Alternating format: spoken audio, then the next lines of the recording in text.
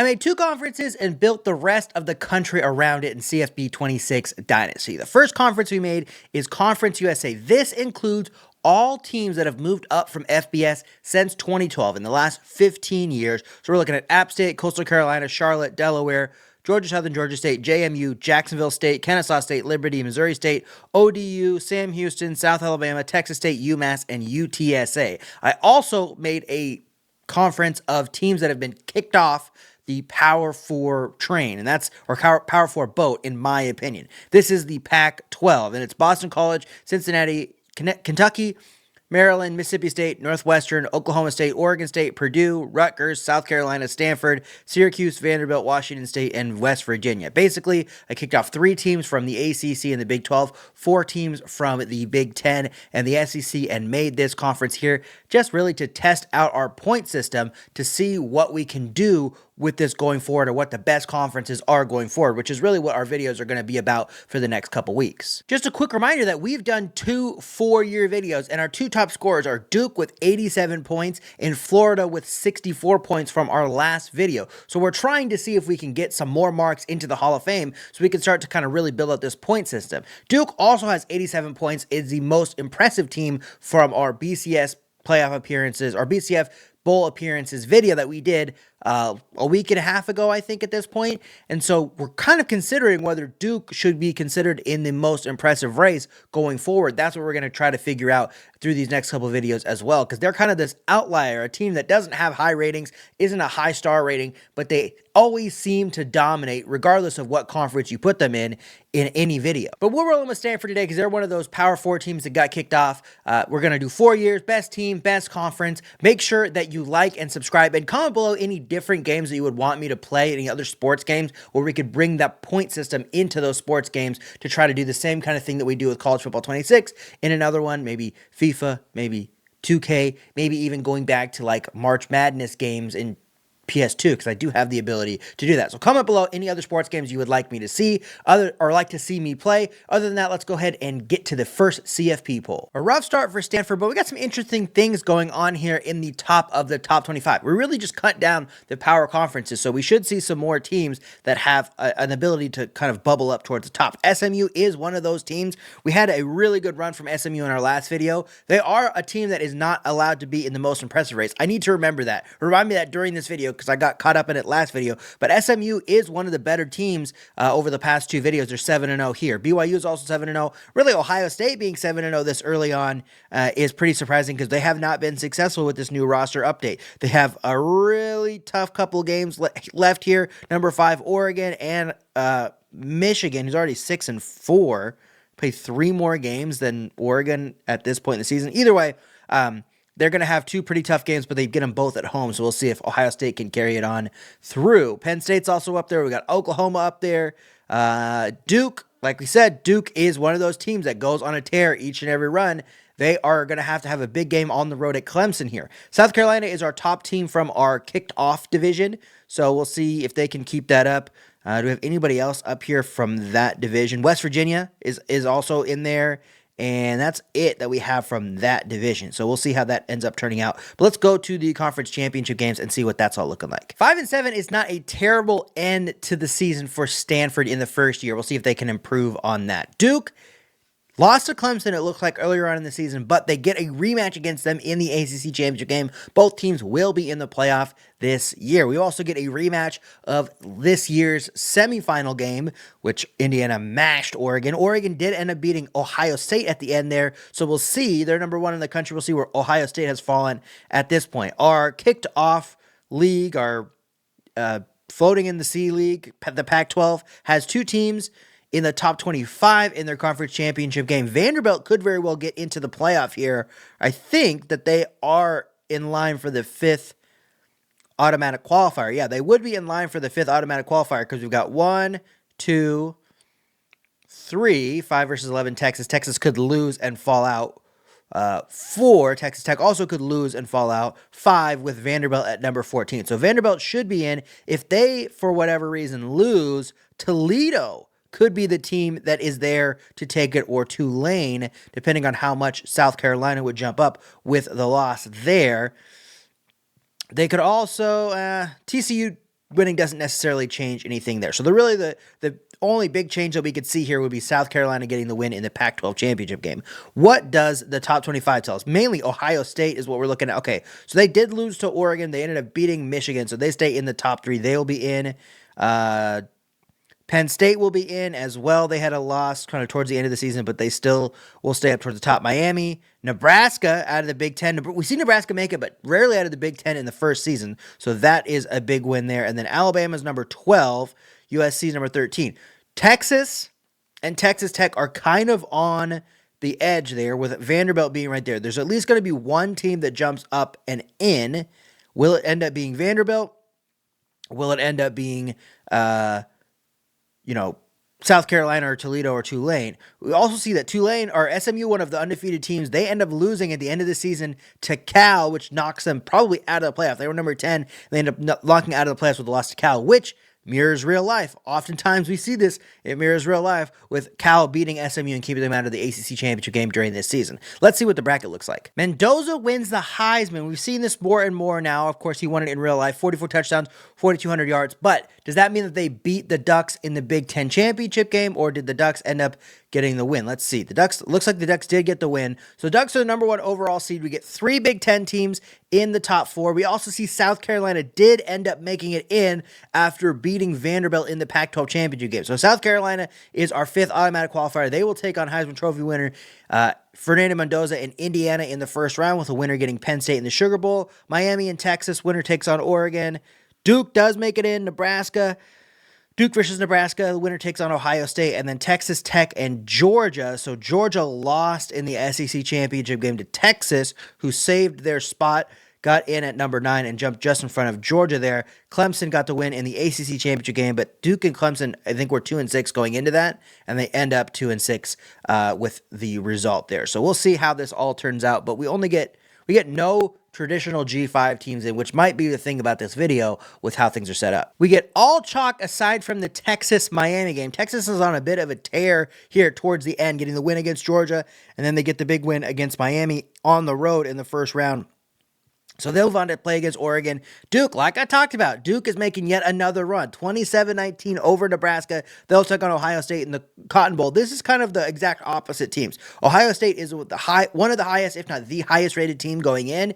They struggle oftentimes, similar to like Alabama. Duke is one of the lower rated teams, especially star rating, and they tend to win all the time. So that's an interesting bowl game there. Texas Tech got the win over Georgia. Georgia dropped 2 in a row. They were up as high as, 7? They were going to host a home game, and then they lost 2 in a row. Indiana puts a smackdown on South Carolina. Everything else was relatively close. So we'll see. We get 2 Big Ten teams facing off against each other with Penn State and Indiana in the 4-5. I would say we got an upset in every single one of these games. I know that Penn State wasn't necessarily they were the higher seed, but they beating Heisman Trophy winner in Indiana, who was only 5th because they lost in the Big Ten championship game. They get the win there, 42-31. That's also an upset. Texas gets the win, another 2-touchdown win there for them. So it's Penn State and Texas in the Peach Bowl, and then both 6 and 7 win in the bottom part of the bracket. Duke wins 14-7 over Ohio State, and Texas Tech 30-17. So we could get it all Texas Bowl. We could get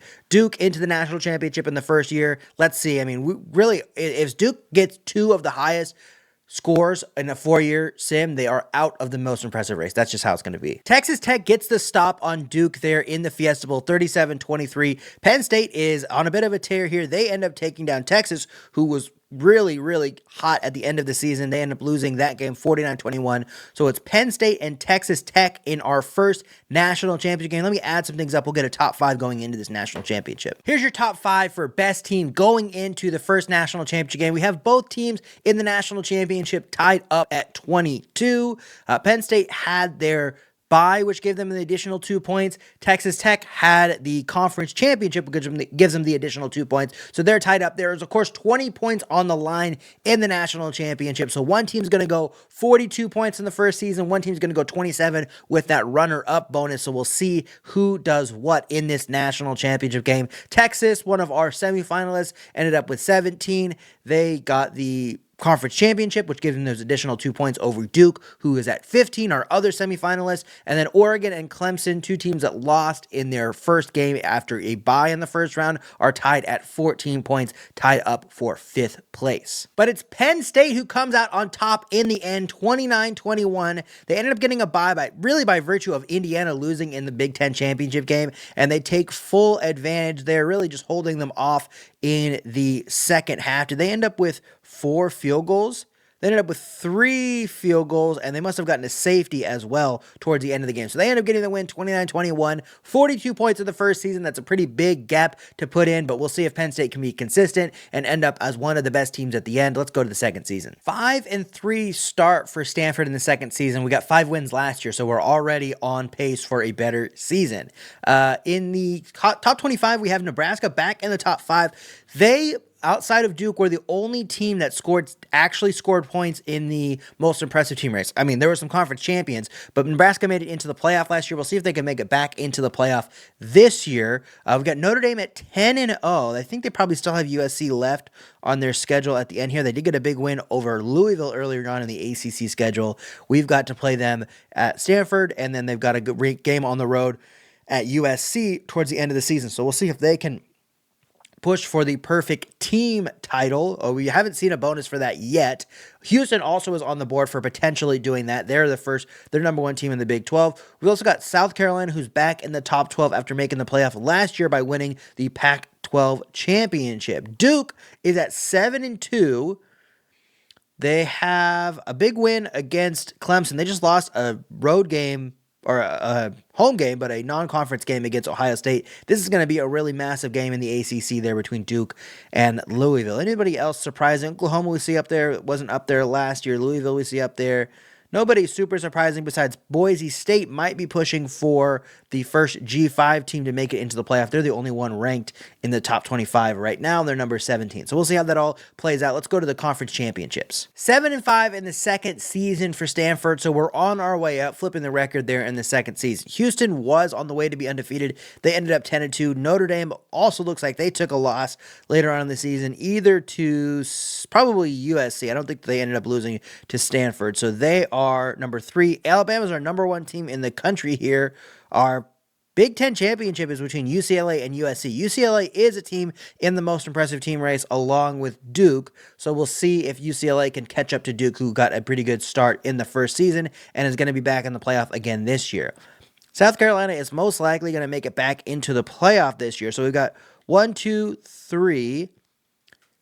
Houston is 17. We've got Tulane and UTSA ready to pounce if for whatever reason they fall out. UTSA is from our all FCS since 2012 team, or all moved up since 2012 team, our conference. So we'll see maybe if they can get a playoff team in with UTSA there. We've also got Georgia could mess things up a little bit for at least jumping from outside.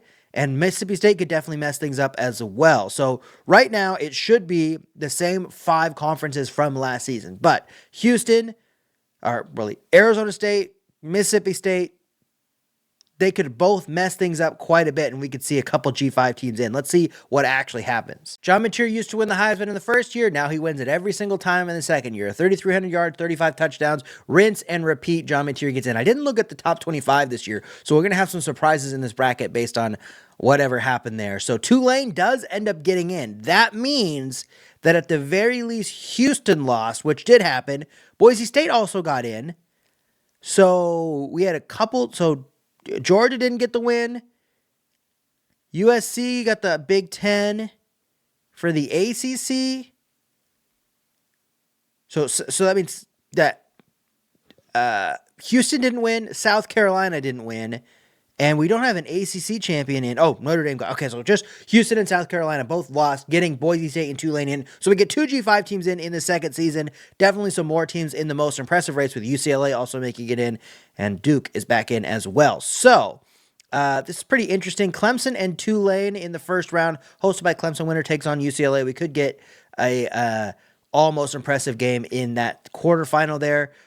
Oregon's hosting Boise State, Oklahoma hosting Ohio State, and Duke hosting Penn State. Penn State was last year's national champion. We'll see if they can make another run. They barely got in this year. The last team that is not jumped over by a conference champion. So they have a tough road ahead of them with Duke, Notre Dame, and potentially USC, Oregon, or Boise State in that semifinal to get back to the national championship. How does it all shake out? Oof, we had one close game. Everything else was a blowout. Boise State beat Oregon by 33 points at home, so they'll move on to take on USC in the Fiesta Bowl. Duke does not want Penn State taking their best overall record. They get the win 56-13. Really, if you look at what Duke did, they had like 87 points. So if you put two national championship games together, you're going to get about 40 points at the very least from a national championship. So two national championships can catch Duke in a 4-year span. Penn State will get the chance maybe again next season, but they're not going to do it this year. Ohio State got the win over Oklahoma. They are in the quarterfinal for the second straight season. Last year would be via the bye. This year they get there with a win over the Heisman Trophy winner in John Mintier in Oklahoma. Clemson gets the win 41-14 over Tulane. So we have three teams from the most impressive race that make it to the quarterfinal. Duke, who is by far in the lead currently, Boise State and UCLA all make it there. UCLA if they get a win here, it is a pretty good season because the bye that they got gives them an additional 2 points to start. None of our most impressive teams make it through. Notre Dame, who was maybe going to get us the first perfect season bonus, they took the loss, but they get the win over Duke 21-14. USC puts a smackdown on Boise State 52-23. So how much did they beat Oregon by this year? If Oregon lost by 33 and then Boise State loses by 30, Oregon would have lost by like 60 to USC. Rough run for the Ducks there. Alabama gets the win over Ohio State, and Clemson gets into the semifinal with a win over UCLA. None of these teams were in our semifinal last year. Clemson, I think, was the only team that was in the playoffs last year. And they would definitely take the lead in best team because they scored like 13 or 14 points last year by getting a bye. So Clemson is the one that's best in line there to actually do something here, but it's still early in the sim, so anybody getting a win here puts them up towards the top. And Clemson does keep the dream alive. They win 56-31 over Alabama, so they'll take on USC in the national championship, who got another win over Notre Dame, 31-21 in the Rose Bowl. So that I didn't really build that game up enough. 2-3 Notre Dame versus USC in the Rose Bowl. That's a classic all-time game, and USC really won it in the first quarter, going up 10-0 and just kind of holding that lead through the rest of the game. So it's USC and Clemson in Vegas here. Clemson is probably ahead in the overall race, but let's see what the points look like. All right, 2 top 5s for you going into the second national championship, starting with the most impressive race. We're going to go with from the bottom up. So it's Nebraska at 5 points. They've just made the college football playoff, but we hadn't had a great run from the most impressive teams quite yet. Tulane has 9 points. They made the college football playoff this year. They also have 2 conference championships. UCLA, like I said, they got a good boost from getting that bye, so they have 12 points really just by virtue of making the playoff and getting the bye. Boise State, who made the playoff, has 2 conference championships and has a win, is in second place with 14, and Duke is up there at 25. Not insurmountable, but they have a good lead to start off. Now, our top 5 going into the national championship. Penn State has 47 points from the national championship last season, as well as making the playoff this year. Clemson, who's in this year's national championship, is in second with 34 points. Texas Tech and Duke are tied for third with 25, and USC, our other national championship game participant, is at 24. So 20 points on the line in the national championship game. Clemson could go up into first place with 54 points if they get the win.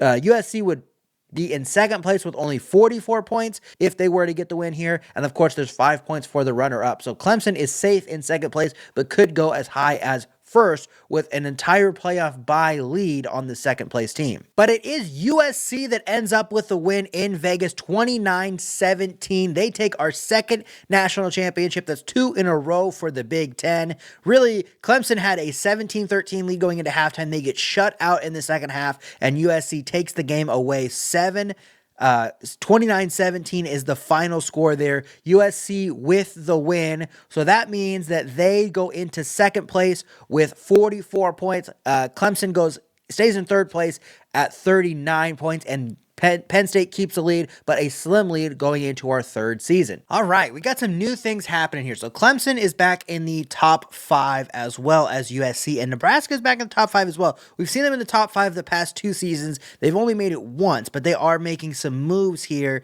at the end. Clemson, of course, is in third place. USC is our defending national champion in second place. We've also got Penn State up in the top 12 again, who's currently in first place, and well within striking distance of the all-time score for Duke if they can get another national championship. Cincinnati is a team that we have not seen up. Miami we saw up in the first season, but they didn't do so well last year. Tennessee we have not seen up here, and Maryland we have not seen up here as well. Both of these teams I believe are in the Pac-12.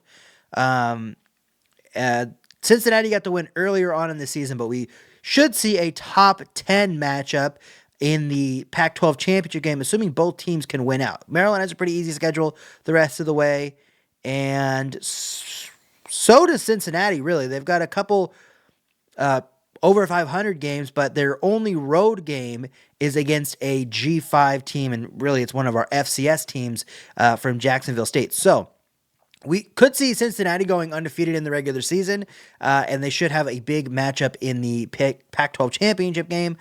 Boise State is also back up in the top 16. They had a loss against New Mexico earlier in the season, but they should be able to close things out. That's going to be a big game against Hawaii. Could be another Mountain West Championship game preview there. So we'll see. There should be some new teams up here and also some teams that are in the races that are actually making some things happen here. Duke is a team that we don't see in the top 25 at all, right? Oh, they're in number 21. So Duke probably won't make the playoff again this year. So that opens up the most impressive race here in the third season. 3-9, we end up getting fired from Stanford. So we'll see who we're going to coach in the final season. I'll see what offers we get. But let's look at these conference championship game races. I think there's going to be some interesting things. So Cincinnati ends up losing 2 of their final 4 games. They drop out of the top 12. Maryland's still in the top 12. They ended up winning out. Cincinnati won the matchup earlier on in the season. This is for a college football playoff spot. I believe either way, this is for a college football playoff spot. Boise State is trying to make the playoffs for the second straight season. They, of course, got a win last year as well. So Boise State could take a good chunk out of Duke's lead, especially if they just get a win in the college football playoff. That would be a big step forward for them because Duke is not going to be in the playoff this year. BYU and TCU in the Big 12. Nothing super interesting down here besides Clemson's the number 1 team in the country. They're currently undefeated. Could they be our first undefeated team in the scoring era of these videos?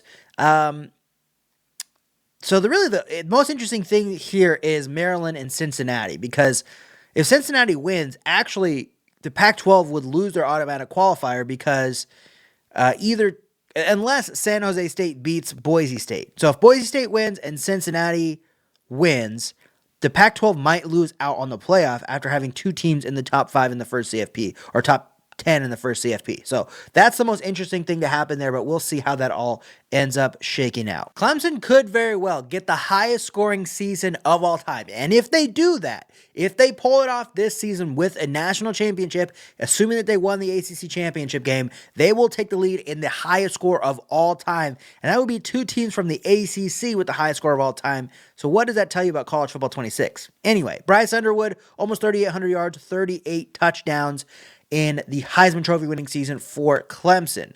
What does our bracket look like here? Okay, so Clemson is 13-0, number 1 team in the country. They await the winner of TCU, who won the Big 12, and Ole Miss out of the SEC. So we'll see which one of those teams, if they can stop Clemson there in the Peach Bowl. USC, last year's champion, is in the Fiesta Bowl. They await the winner of Oregon and BYU. So that's a kind of West Coast setup there, but all the West Coast teams besides Boise State are up there. And it is being played in the Fiesta Bowl. It could be the Rose Bowl, but Fiesta Bowl. We could see a rematch of last year's national championship if USC and Clemson both take care of business in their quarterfinal game. Penn State and Boise State. Penn State makes it in for their 3rd straight season. They won our first national championship, so 2 teams could really make a big run at the top overall score if they can get the win this year, both Clemson and Penn State. USC also would be in that boat as well. So Duke's record is very much in the crosshairs in this 3rd season. Boise State is poised to make a big run at the best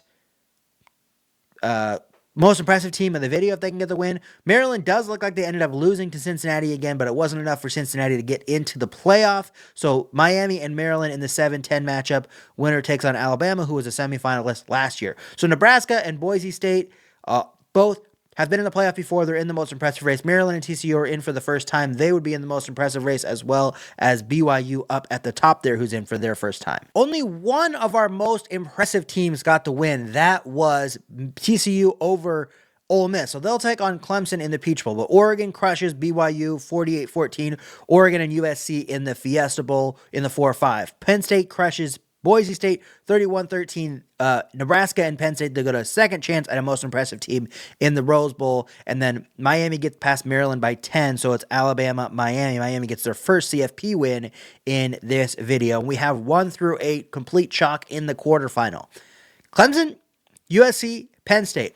Very interesting. Those are the teams that we're really watching right now. It's between coordinating jobs at 2 different playoff teams. I think we're going to go ahead and take the OC job at BYU for the final season there. I probably could have got a head coaching job, and I forgot that we were trying to get hired. So that's what we're taking for the last season. And it's chalk again, 1 through 4 in the semifinal. So that means that there will be a new leader going into the final season. We get 3 of the 4 semifinalists from last season back in it this year, with Clemson, USC, and Alabama all back in the semifinal. Clemson kept their undefeated season alive by just 1 point over TCU, who was kind of shot out of a cannon at the end of the season. Couldn't quite keep it going there with that loss. USC gets a big win over Oregon. Nebraska, one of our most impressive teams, definitely takes a big jump to being one of the most impressive teams after another bye, and they get a win into the semifinal, and then Alabama puts the absolute smackdown on Miami. So Penn State losing that game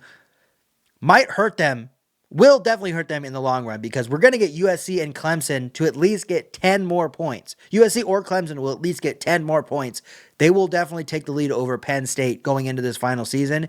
And Nebraska could very well put themselves in the lead of the most impressive race. Alabama could also catch up in the best team race, but they would have to do a lot more work than USC or Clemson here. And Clemson could get our first undefeated season with the additional 5 points. We're simming all the way through the national championship before we give you the top 5. All right, folks, for the first time with our 4-team era, our 4-season era, and with our new 5-point bonus for a perfect season, we've got 25 points on the line for Clemson in this national championship. They're 15-0. They could go 16-0. They were last year's runner-up. They are very much within striking distance, even with just this win, of catching up with Duke's 87 points all time. They currently are going in, or last season, they ended up scoring 39 points.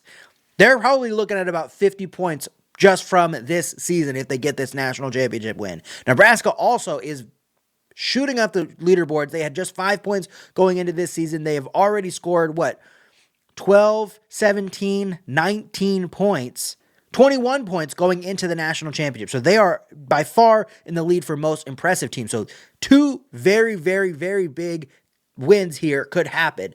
Clemson would be probably the bigger one all time to kind of reset our leaderboard, but Nebraska would be a big win for the most impressive race. Let's see what happens. And it's a 1-score game, but Clemson gets the win 45-39.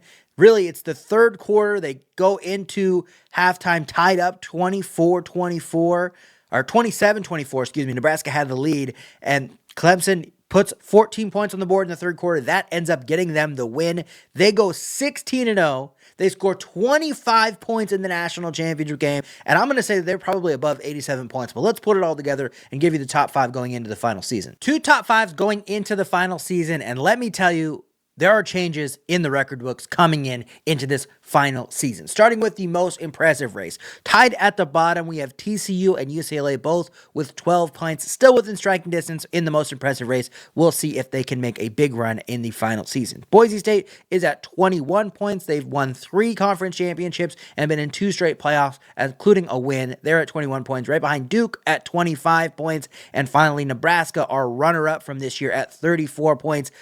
Pretty far ahead in the most impressive race, because you're not likely going to get a national championship out of one of these teams, but they are still within striking distance of all those teams. I think technically a couple of the conference champions from the G5 conferences that haven't made it, as well as like Tulane, are within striking distance as well. But again, you would need a big run out of a most impressive team for that. Now, the top 5 in the best team race. So you see the top 5 there. I'll go through the numbers for each of these teams. So starting with our leader in the most impressive race, they are at 34 points. Pretty respectable, especially compared last video, our best team was at 64 points. So they could definitely have a national championship and beat that team.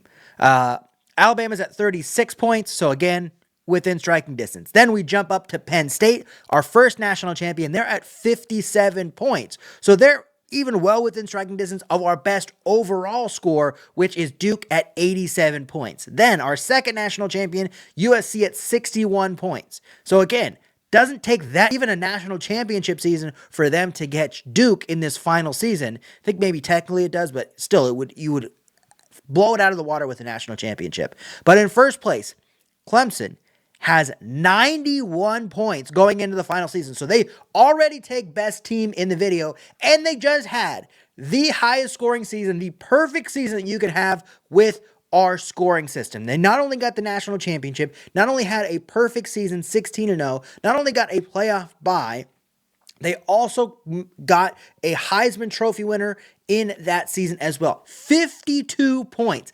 They have outscored every single team outside of Penn State and USC with just that one run. They were only 12 points short of our top scorer in the entire video in just that last season. So that is going to be a very, very hard score to ever beat at 91 points, because you're going to have to pull out one of those seasons, and there's still an entire season left. So we'll see if Clemson can get over that 100-point marker and move far and away into our Hall of Fame, into a range that somebody might not ever catch in a 4-year sim. Let's see what happens in this final season. Can they do it?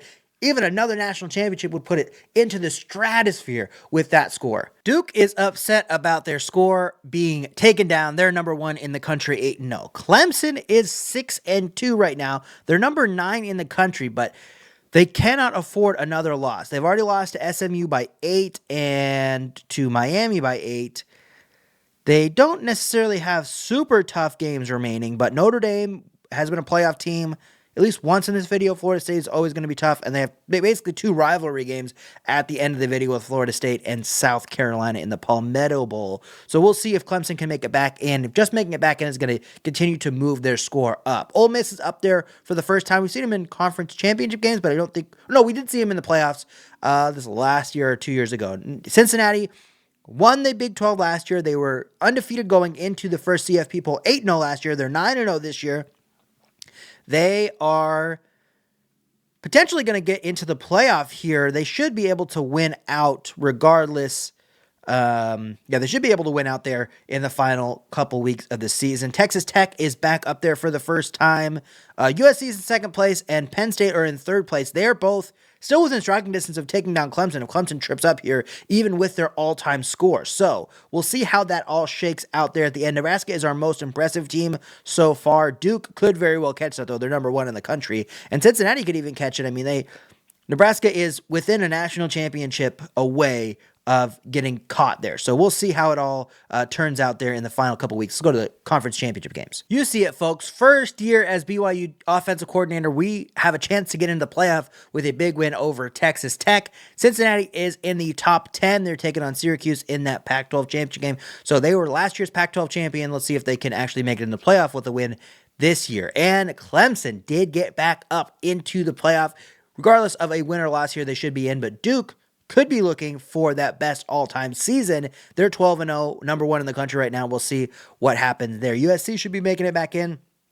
I don't see Penn State in a conference championship game. They haven't been in a conference championship game yet, but let's see if they're in the top 12. They were kind of towards the top there. They are in the top 12, so it's all to play for in this final season. Even with Clemson having such a big season last year and a really big lead, it's still all to play for in this final season if they come up short in this championship game and don't get a bye and end up losing in the first round. Penn State and USC are there to strike. USC just had a big loss, though, at the end of the season. They had two tough losses, by 14 at Washington, and by 10 at home against Notre Dame. So they need to get the win against Ohio State if they want to get in to this final playoff here. So let's see what the bracket ends up looking like and who the Heisman Trophy winner is, because that can be big, especially in Duke's case. Terrence Lambo, a Georgia wide receiver, which seems like a fitting name. Shouldn't it be Terrence Dodge Charger that's speeding through Athens?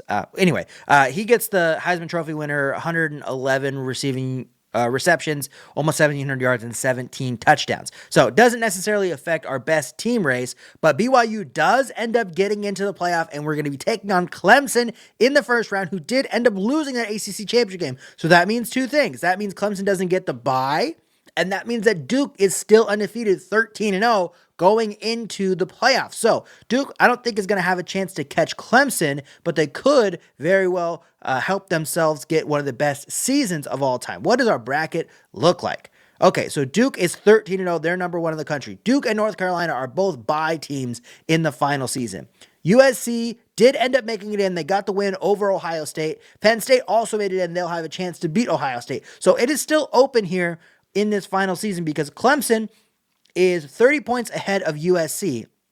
If USC can get a national championship, they will score 40-something points, and they have the conference championship already. Clemson has only scored 5 points so far. So if they lose in this first round to BYU, they'll get up to 96 points, but USC would still be able to catch them with a national championship because they would get more than 35 points.